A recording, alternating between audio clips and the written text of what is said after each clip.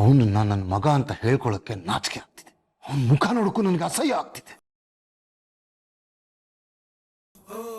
ಅವರಿಬ್ಬರನ್ನ ನೋಡಿದಾಗೆಲ್ಲ ನನಗೆ ನನ್ನ ಸೋಲ್ ನೆನಪಾಗುತ್ತೆ. ಅವರಿಬ್ಬರನ್ನ ನೋಡೋಕ್ಕಿಂತ ಉಪವಾಸ ಸಾಯೋದೇ ವಾಸಿ. ಅರ್ಜುನ್, ನಿಮ್ಮಿ ಗೆಲುವಿಂದ ಎಷ್ಟು ಜನರ ಮನಸ್ಸು ಒಡೆದೋಗಿದೆ ಅಂತ ಈಗ್ಲಾದ್ರೂ ಅರ್ಥ ಆಯ್ತಾ?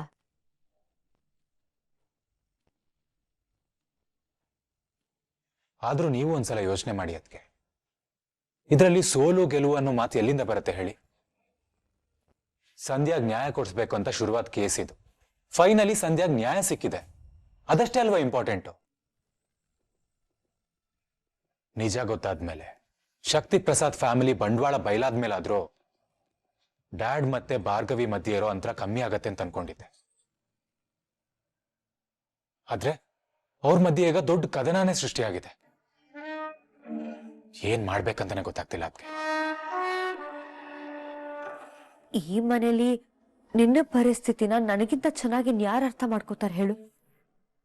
ಭಾರ್ಗವಿ ಕೇಸ್ ಗೆದ್ದಿದ್ದು ಒಳ್ಳೇದೇ ಆಯ್ತು, ನನಗದ್ರ ಬಗ್ಗೆ ಖುಷಿ ಇದೆ. ಆದ್ರೆ ಈ ಕೇಸು ಬೃಂದಾವನ ತರ ಇದ್ದಿದ್ ಮನೆನ 2 ಭಾಗ ಮಾಡಿದೆ ಅಂತ ನಿನ್ಗೆ ಅನ್ಸ್ತಾ ಇಲ್ವೇನೋ? ಹುಟ್ಟದಾಗಿಂದ ಆ ಭಾರ್ಗವಿ ಹೇಗೆ ಅನ್ನೋದನ್ನ ನೋಡಿದ್ದೀನಿ. ಅವಳಿಗೆ ಹಠ ಅಂದ್ರೆ ಹಠ. ಆ ಹಠದಿಂದಾನೆ ಅವಳು ಕೇಸ್ ಗೆದ್ದು ಆರಾಮಾಗಿದ್ದಾಳೆ. ಆದ್ರೆ ಈಗ ಕೊರಗ್ತಿರೋದ್ ಯಾರು? ನೀನೇ ತಾನೆ.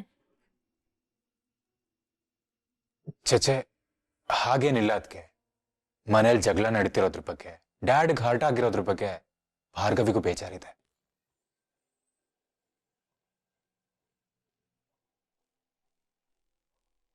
ಹೋಗ್ಲಿ ಬಿಡು ಅರ್ಜುನ್. ಈ ಮನೆ ಸೊಸೆಯಾಗಿ, ನಿನ್ ಅತ್ತಿಗೆಯಾಗಿ ಒಂದ್ ಮಾತು ಹೇಳ. ಈ ಮನೆ ಮೊದ್ಲಿನ ಹಾಗೆ ಶಾಂತವಾಗಿರ್ಬೇಕು. ಮಾವನೂ ಅಷ್ಟೆ ಮೊದ್ಲಿನ ಹಾಗೆ ಖುಷಿಯಾಗಿ ನೆಮ್ಮದಿಯಾಗಿರ್ಬೇಕು ಅಲ್ವಾ? ಹೌದು. ಅದಕ್ಕೋಸ್ಕರ ನಾನು ಏನ್ ಬೇಕಾದ್ರೂ ಮಾಡ್ತೀನಿ. ಹೇಳಿ. ಹಾಗಾಗೋದಕ್ಕೆ ನೀನು ಹೆಂಡತಿನ ಕರ್ಕೊಂಡು ಮನೆ ಬಿಟ್ಟು ಹೋಗ್ಬೇಕು ಅರ್ಜುನ್.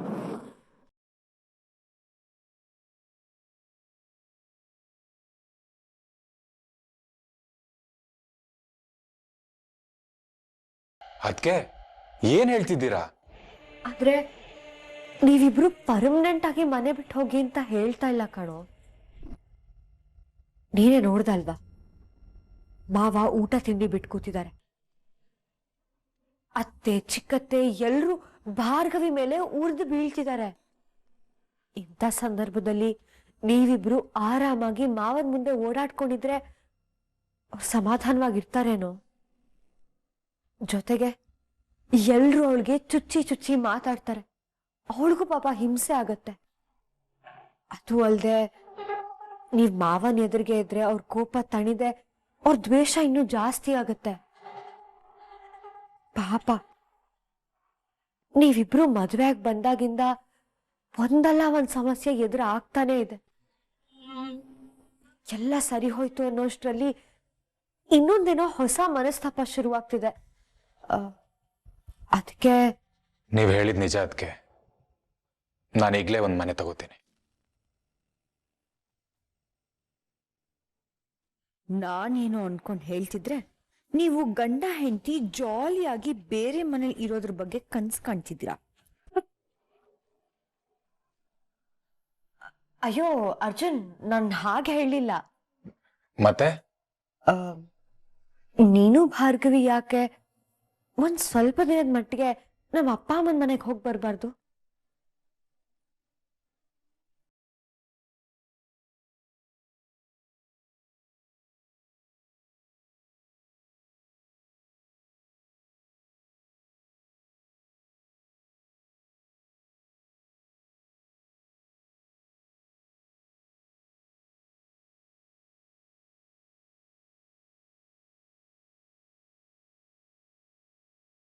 ಚಿಪ್ಪಿ, ಯಾಕೋ ಇಷ್ಟು ಚಿಂತೆ ಮಾಡ್ತಿದೀಯಾ? ಒಂದು ಕಾಲದಲ್ಲಿ ನಿನ್ನನ್ನ ಹೀಗೆ ಪುಟ್ಟ ತೊಟ್ಲಲ್ಲಿ ಮಲಗಿಸಿ ಆಡಿಸಿ ತೂಗ್ತಿದ್ದೆ. ಈಗ ನೋಡು, ಒಂದಲ್ಲ ಒಂದು ಚಿಂತೆ. ಜಂಜಾಟದಲ್ಲಿ ಸಿಕ್ಕಾಕೊಂಡು ಈ ಅಮ್ಮನ್ನ ಮಾತಾಡ್ಸೋದಕ್ಕೆ ಪುರ್ಸೊತ್ತೇ ಇಲ್ದಷ್ಟು ಎತ್ತರಕ್ಕೆ ಬೆಳೆದು ಬಿಟ್ಟಿದೀಯ. ಎಲ್ರೂ ಸೇರಿ ಸಂಚು ಮಾಡಿ ನನ್ನನ್ನ ಸೋಲ್ಸ್ಬಿಟ್ರಿ. ಈಗ ಕಾಳಜಿ ತೋರಿಸೋ ನಾಟಕ ಆಡಕ್ ಬಂದಿದ್ಯಾ ಶಕುಂತಲಾದೇವಿ? ನೀನ್ ಸೋತ್ರು ಗೆದ್ರು ನನ್ನ ಮಗನೇ ಅಲ್ವೇನೋ? ತಾಯಿಯಾಗಿ ನಾನ್ ನಿಂತಿದ್ದೋದು ನನ್ ಕರ್ತವ್ಯ ಅಲ್ವಾ? ಕರ್ತವ್ಯ? ಈ ಮನೇಲೆ ಇದ್ಕೊಂಡು ಆ ಭಾರ್ಗವಿನ ನನ್ನ ವಿರುದ್ಧ ಎತ್ಕಟ್ತಿದ್ಯಲ್ಲ, ಅದು ನನ್ನ ಕರ್ತವ್ಯನ? ನನ್ನ ವಿರುದ್ಧ ನನ್ನ ಮಗನ್ನೇ ಎತ್ಕಟ್ತಿದ್ಯಲ್ಲ, ಅದು ನನ್ನ ಕರ್ತವ್ಯನ? ಅವಳು ಇದೇ ಮನೇಲೆ ಇದ್ರೆ ಒಂದಲ್ಲ ಒಂದು ದಿನ ಇಡೀ ಮನೆನ ನುಗ್ಗಾಕ್ತಾಳೆ. ಅದ್ಯಾಕೆ ನಿನ್ಗೆ ಅರ್ಥ ಆಗ್ತಾ ಇಲ್ಲ?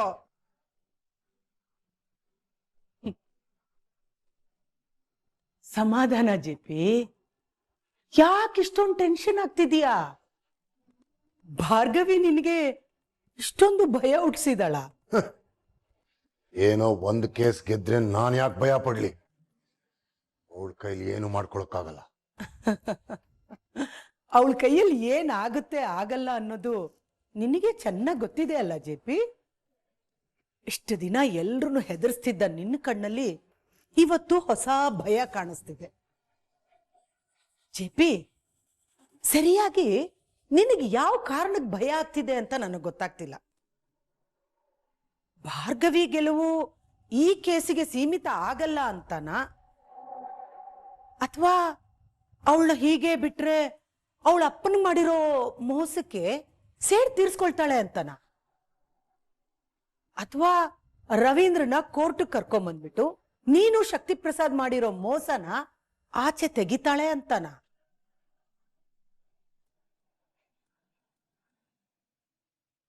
ಅಲ್ಲ ಅದಕ್ಕೆ ನಾವಲ್ಲಿ ಹೋದ್ರೆ ಪಾಪ ಅವ್ರಿಗೂ ಕಷ್ಟ ಆಗತ್ತಲ್ವಾ? ಅಯ್ಯೋ, ಕಷ್ಟ ಆಗೋದಿಲ್ಲ ಕಣೋ. ಪಾಪ ಭಾರ್ಗವಿ ಮದ್ವೆ ಆಗಿ ಬಂದಾಗಿಂದ ಅತ್ತೆ ಅಪ್ಪ ಅಮ್ಮ ಎಲ್ರೂ ಒಬ್ರೇ ಇದ್ದಾರೆ. ಅಪ್ಪಂಗೂ ಹುಷಾರಿಲ್ಲ, ಗಂಡ್ಮಕ್ಳು ಇಲ್ದಿರೋ ಮನೆ ಬೇರೆ. ಇನ್ನು ಅವ್ರ ಹಿರಿಯ ಅಳಿಯ ಏನು ಅಂತ ನಿನಗೇ ಗೊತ್ತು. ಚರಣ್ ನನ್ ಬಗ್ಗೆನೇ ವಿಚಾರಿಸಲ್ಲ, ಇನ್ನು ಅವ್ರ ಬಗ್ಗೆ ವಿಚಾರಿಸ್ತಾನ? ಈಗ ಅವ್ರಿಗೆ ಆಸರೆ ಅಂತಿರೋದು ನೀನ್ ಒಬ್ನೇ ಅರ್ಜುನ್. ಅದಕ್ಕೆ ನೀನ್ ಹೋಗ್ ಬಂದ್ರೆ ಅವರಿಗೂ ಖುಷಿ ಆಗತ್ತೆ.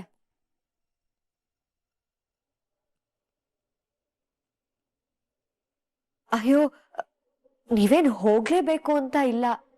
ನನಗೇನ್ ತೋಚ್ತು ನಾನು ಅದನ್ನ ಹೇಳ್ದೆ. ನೀವಿಬ್ರು ಒಂದ್ ಸ್ವಲ್ಪ ದಿನ ಮನೆಯಿಂದ ಆಚೆ ಇದ್ರೆ ಮನೆಯವ್ರ ಮನ ಒಲ್ಸಿ ಮಾವನ್ ಕೋಪನೂ ತಣ್ಣಗ್ ಮಾಡಿ ನಿಮ್ಮನ್ನ ವಾಪಸ್ ಕರ್ಸ್ಕೋಬಹುದು ಅಂತ ಅಷ್ಟೇ ಅರ್ಜುನ್. ಎಲ್ರೂ ಖುಷಿಯಾಗಿರ್ಬೇಕು ಅನ್ನೋದಷ್ಟೇ ನನ್ನ ಉದ್ದೇಶ. ಹಾಗೆ ಎರಡೂ ಕುಟುಂಬಗಳು ಒಂದಾಗ್ಬೇಕು ಅನ್ನೋ ಆಸೆ ನಿನ್ಗೂ ಇದೆ ಅಲ್ವಾ ಅರ್ಜುನ್? ಇದೆಲ್ಲ ಈಗ ನೀನ್ ತಗೊಳ್ಳೋ ನಿರ್ಧಾರದ ಮೇಲೆ ನಿಂತಿದೆ.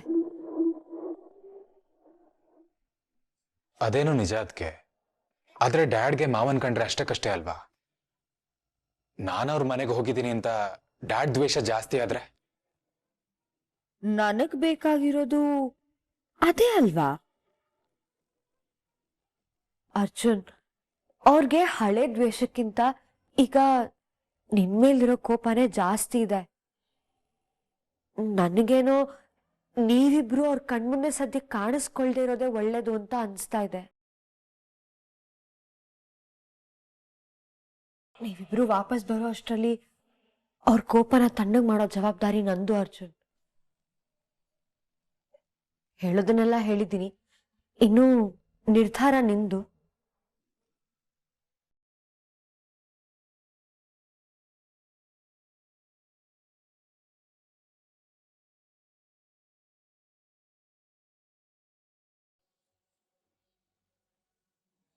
ಬೇಡ ಬೇಡ ಅಂದ್ರು ಒಂದ್ರ ಮೇಲ್ ಒಂದು ಸುಳ್ಳು ಹೇಳ್ತಾನೇ ಹೋದೆ, ತಪ್ಪು ಮಾಡ್ತಾನೇ ಹೋದೆ.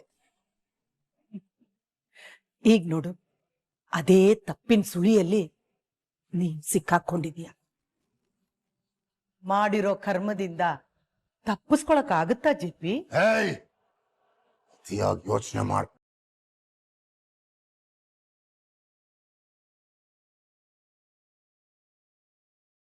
ನಾನು ಕೋರ್ಟಿಂದ ಆಚೆ ಹಾಕಿರೋ ಆ ರವೀಂದ್ರನ್ನ ಮತ್ತೆ ಕೋರ್ಟ್ ಕರ್ಕೊಂಡ್ಬರ್ತಾಳ?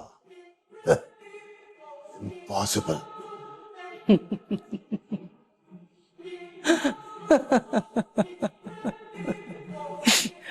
ಭಾರ್ಗವಿಗೆ ಇಂಪಾಸಿಬಲ್ ಅನ್ನೋದು ಯಾವುದೂ ಇಲ್ಲ. ನಿನಗಾಗಿರೋ ಸೋಲಿಗಿಂತ ದೊಡ್ಡ ಶಿಕ್ಷೆ ನಿನಗೇ ಸಿಕ್ಕಿದೆ. ಏನ್ ಗೊತ್ತಾ? ಇನ್ನು ಮುಂದೆ ಅನ್ಯಾಯ ಮಾಡಿದ್ರೆ ಸಿಕ್ಕಾಕೊಳ್ತೀನಿ ಅನ್ನೋ ಭಯದ ಬೀಜನ ಭಾರ್ಗವಿ ನಿನ್ನ ಮನಸ್ಸಲ್ಲಿ ಬಿತ್ತಿದ್ದಾಳೆ. ಅದೇ ಭಾರ್ಗವಿಯ ದೊಡ್ಡ ಗೆಲುವು.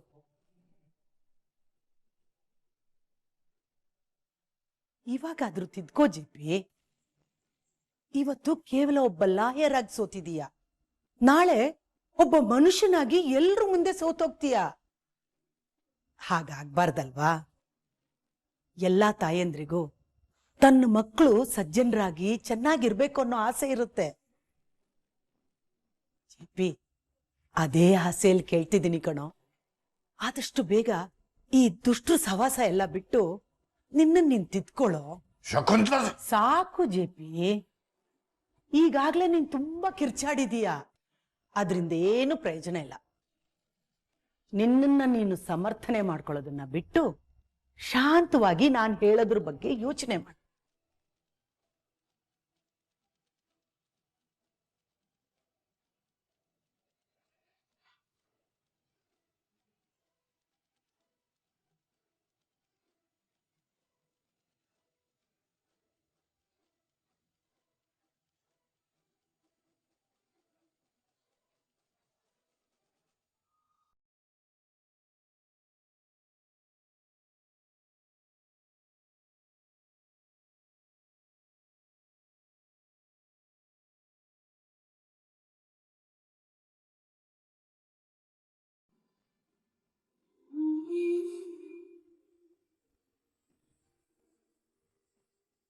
ಇದೆಂತ ಇಕ್ಕಟ್ಟಿನ ಪರಿಸ್ಥಿತಿ ಭಾರ್ಗವಿ.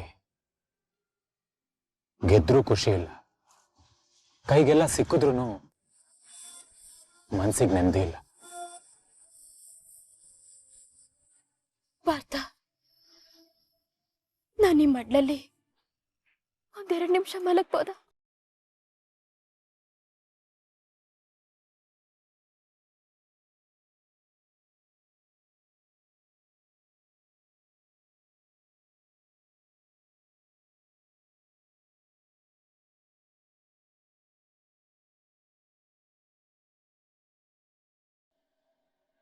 ನಿಮ್ಗೆ ನಾನಂದ್ರೆ ಅದೆಷ್ಟು ಪ್ರೀತಿ ಅಂತ ನನಗೆ ಗೊತ್ತು ಪಾರ್ಥ.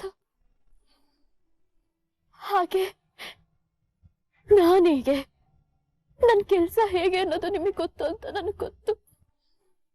ಸಂಧ್ಯನ್ಗಾದ ಅನ್ಯಾಯ ನನಗೆ ಬರೀ ಒಂದು ಕೇಸ್ ಆಗಿರ್ಲಿಲ್ಲ, ಪರ್ಸನಲ್ ಆಗಿ ಪ್ರೊಫೆಷನಲ್ ಆಗಿ ಎಲ್ಲಾ ಥರದಲ್ಲೂ ಬರೀ ಅದ್ರ ಬಗ್ಗೆನೇ ಯೋಚನೆ ತುಂಬಿಕೊಂಡಿತ್ತು.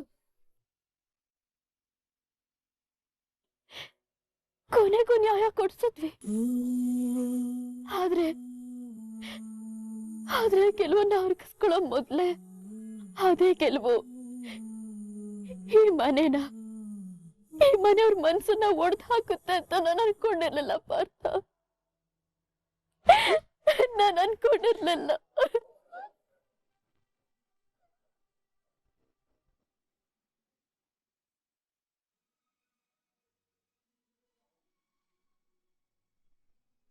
ನಾನ್ ನಿಮ್ಗೆ ಇದನ್ನ ಹೇಳಿದಿರೋ ಇಲ್ವೋ ಗೊತ್ತಿಲ್ಲ ಪಾರ್ಥ. ನನ್ ಚಿಕ್ಕ ವಯಸ್ಸಲ್ಲಿ ನಮ್ಮಪ್ಪನ ಹೇಗೆ ನಾನು ರೋಲ್ ಮಾಡೆಲ್ ಆಗಿ ತಗೊಂಡಿದ್ನೋ ಹಾಗೆ ನಾನು ಕಾಲೇಜಿಗೆ ಬಂದಾಗ JP ಸರ್ನು ಅದೇ ಒಂದು ಗೌರವದಿಂದ ನನ್ನ ರೋಲ್ ಮಾಡೆಲ್ ಆಗಿ ತಗೊಂಡಿದ್ದೆ. ನಾನು ಕಾಲೇಜಲ್ಲಿ ಇರ್ಬೇಕಾದ್ರೆ ಪ್ರತಿಯೊಬ್ಬ ಪ್ರೊಫೆಸರ್ ಬಾಯಲ್ಲೂ JP ಸರ್ ಹೆಸರು ದಿನದಲ್ಲಿ 1-2 ಸಲನಾದ್ರೂ ಬಂದೇ ಬರ್ತಿತ್ತು. ಅವರು ನಮ್ಮ ಅಪ್ಪಂಗೆ ಮೋಸ ಮಾಡಿದ್ದಾರೆ. ಆ ಶಕ್ತಿ ಪ್ರಸಾದ್ ಜೊತೆ ಸೇರ್ಕೊಂಡು ಅವ್ರ ಸಂಘ ಮಾಡಿ ಕೆಲವೊಂದು ಕೆಟ್ಟ ಕೆಲಸಗಳನ್ನ ಮಾಡಿದ್ದಾರೆ ಅನ್ನೋ ಕೋಪ ಒಂದು ಬಿಟ್ರೆ ಅವ್ರ ಮೇಲೆ ಅವರ ಜ್ಞಾನದ ಮೇಲೆ ನನ್ಗೀಗ್ಲೂ ಅಪಾರವಾದ ಗೌರವ ಇದೆ ಪಾರ್ಥ. ಅದ್ರಲ್ಲೂ ಅಂತ JP ಸರ್ ಎದುರುಗಡೆ ಅದು ಒಂದ್ ಕೇಸ್ ವಿರುದ್ಧವಾಗಿ ನಿಂತ್ಕೊಳ್ತೀನಿ ಅಂತ ನಾನು ಖಂಡಿತವಾಗ್ಲೂ ಅನ್ಕೊಂಡಿರ್ಲಿಲ್ಲ. ಆದ್ರೆ ಈ ಗೆಲುವು ಇಷ್ಟೊಂದು ಪರಿಣಾಮ ಬೀರುತ್ತೆ, ಆದ್ರಿಂದ ನಿನಗೂ ತೊಂದರೆ ಆಗ್ತದೆ ಅನ್ನೋದು ನೋಡಿ ನನಗೆ ತುಂಬಾ ಸಂಕಟ ಆಗ್ತದೆ.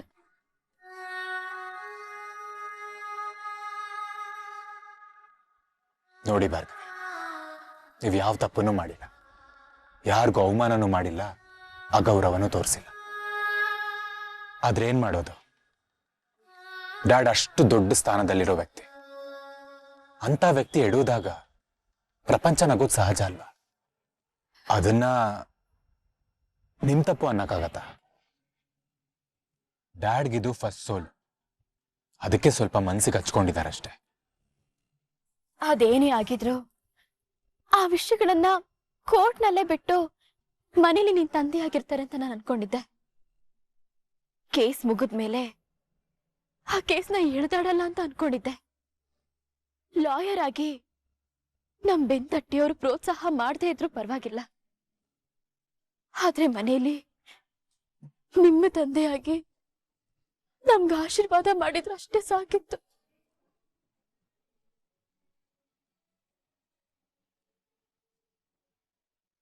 ಆ ಭಾಗ್ಯನೂ ಇಲ್ಲದೆ ಹೋಯ್ತಲ್ಲ ಅಂತ ಅನ್ನಿಸ್ತದೆ ಪಾರ್ಥ. ಅವರು ನನ್ನನ್ನು ಹೇಗೆ ನೋಡ್ಬೋದು, ನಾನು ಅವ್ರನ್ನ ವೃತ್ತಿ ವಿಚಾರವಾಗಿ ಹೇಗೆ ನೋಡ್ಬೋದು, ಆದ್ರೆ ಇಲ್ಲಿ ನಾನು ಅವ್ರನ್ನ ನನ್ನ ತಂದೆ ಸ್ಥಾನದಲ್ಲಿಟ್ಟು ತುಂಬಾ ಗೌರವದಿಂದ ನಡ್ಕೊಳ್ತಾ ಇದ್ದೀನಿ ಪಾರ್ಥ.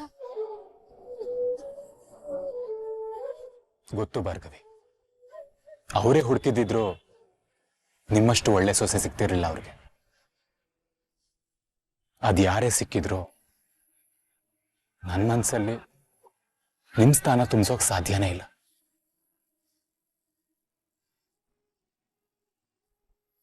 ಅವ್ರಿಗೆ ಬೇಜಾರಿರೋದು ನನ್ನ ಮೇಲೆ. ಸ್ವಂತ ಮಗ ತನ್ನ ವಿರುದ್ಧ ನಿಂತಿದ್ದಾನೆ ಅನ್ಕೊಂಡಿದ್ದಾರೆ. ತಪ್ಪು ನಂದೆ.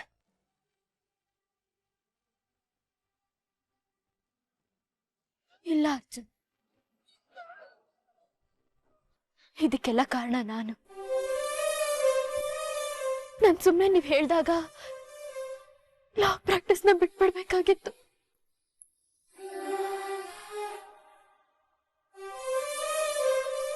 ಹಾಗೇನಾದ್ರೂ ಬಿಟ್ಟಿದ್ರೆ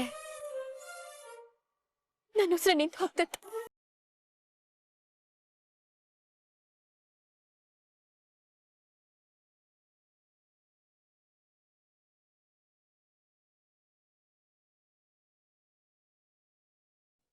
ನಾವದಷ್ಟೇ ದುಃಖ ಪಟ್ಕೊಂಡು ಕಣ್ಣೀರಿಟ್ರು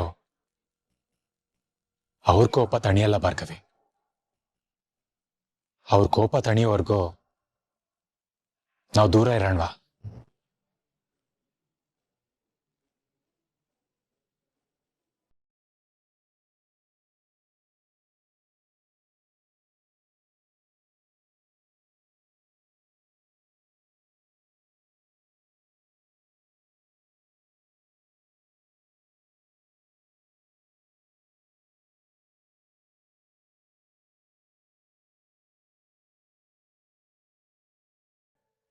ಮೈ ಡಿಯರ್ ಚರಣ್, ನಿನ್ನನ್ನ ನಾನು ಮದ್ವೆ ಆಗಿದ್ದು ನಿನ್ನ ದುಡ್ಡು, ಆಸ್ತಿ, ಅಂತಸ್ತು ಇದನ್ನ ನೋಡಿನೆ. ಆದ್ರೆ ಏನ್ ಮಾಡ್ಲಿ, ಒಂದು ಸ್ವಲ್ಪ ದಿನದಲ್ಲೇ ನಿನ್ ಬಗ್ಗೆ ಪ್ರೀತಿ ಶುರುವಾಯ್ತು. ನಾನ್ ಕೆಟ್ಟವಳೆ ನಿಜ, ಆದ್ರೆ ನೀನು ತುಂಬಾ ಒಳ್ಳೆಯವನು ಕಣ್. ನಿನ್ನ ಪಡೆಯಕ್ಕೆ ನಾನು ತುಂಬಾ ಪುಣ್ಯ ಮಾಡಿದ್ದೆ. ಆಗಿಂದ ನಾನು ನಿನ್ನ ಪ್ರೀತಿಗೋಸ್ಕರನೇ ಹಂಬಲಿಸ್ತಾ ಇದ್ದೀನಿ. ಆದ್ರೆ ನಿನಗೆ ಆ ಭಾರ್ಗವಿ ಮೇಲೆ ಪ್ರೀತಿ. ನಿನ್ನದ್ ಎಷ್ಟೇ ದೂರ ತಳ್ಳಿದ್ರು, ನಿನ್ನದೆಷ್ಟು ಅವಮಾನ ಮಾಡಿದ್ರು, ಅದು ಒಂದು ಕಾರಣಕ್ಕೆ ನಾನು ಸುಮ್ಮನೆ ಇದ್ದೆ. ನನಗ್ ನಿನ್ ಮೇಲೆ ಪ್ರೀತಿ ಆದ ಹಾಗೆ ನಿನಗೂ ಒಂದಲ್ಲ ಒಂದಿನ ನನ್ನ ಮೇಲೆ ಪ್ರೀತಿ ಆಗತ್ತೆ ಅಂತ ಅನ್ಕೊಂಡಿದ್ದೆ. ನಿನ್ನ ಡ್ಯಾಡ್ಗೆ ಹೆಲ್ಪ್ ಮಾಡಿದೆ, ಆ ಶಕ್ತಿ ಪ್ರಸಾದಕ್ಕೆ ಹೆಲ್ಪ್ ಮಾಡ್ದೆ. ಇದೆಲ್ಲ ಮಾಡಿದ್ ಯಾಕೆ ಹೇಳು? ನಿನಗ್ ಹತ್ರ ಆಗಕ್ಕೋಸ್ಕರ, ನಿನ್ನ ಪ್ರೀತಿನ ಪಡೆಯಕ್ಕೋಸ್ಕರ. ಆದ್ರೆ ಇಷ್ಟೆಲ್ಲ ಮಾಡಿನೂ ನನಗ್ ಸಿಕ್ಕಿದೆ ಹೇಳು? ಬರೀ ಅವಮಾನ, ಅದೇ ನೋವು.